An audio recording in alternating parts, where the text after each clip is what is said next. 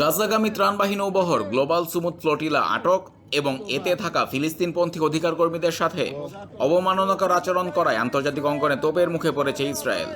বিশেষ করে দেশটির কট্টর ডানপন্থী জাতীয় নিরাপত্তা মন্ত্রী ইতামার বেন গাভিরের প্রকাশ করা একটি বিতর্কিত ভিডিওকে ঘিরে বিশ্বজুড়ে নিন্দার ঝড় উঠেছে।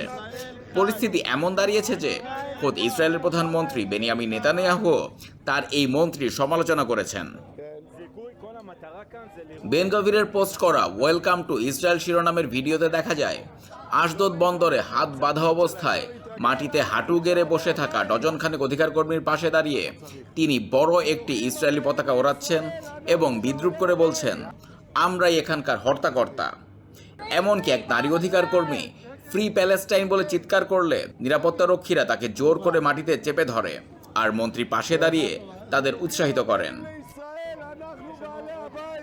এই ঘটনার পর প্রধানমন্ত্রী নেতানিয়াহু তার মন্ত্রীকে তিরস্কার করে বলেন, বেন গাভিরের এই আচরণ ইসরায়েলের মূল্যবোধের সঙ্গে সামঞ্জস্যপূর্ণ নয়।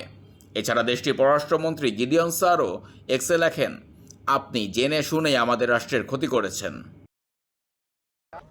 ভিডিওটি প্রকাশের পর যুক্তরাষ্ট্র, যুক্তরাজ্য, ফ্রান্স, ইটালি, কানাডা সহ একাধিক দেশ তীব্র প্রতিক্রিয়া জানিয়েছে। ইসরায়েল নিযুক্ত মার্কিন রাষ্ট্রদূত মাইক হ্যাকাবি এই কর্মকাণ্ডকে ঘৃণ্য বলে আখ্যা দিয়েছেন।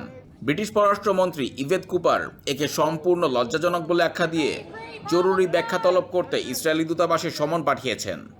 এছাড়া Canada, Australia, Ireland, France, Italy ও স্পেন সহ একাধিক দেশ এই ঘটনার তীব্র নিন্দা জানিয়ে নিজ নিজ দেশে নিযুক্ত ইসরায়েলি রাষ্ট্রদূতদের তলব করেছে।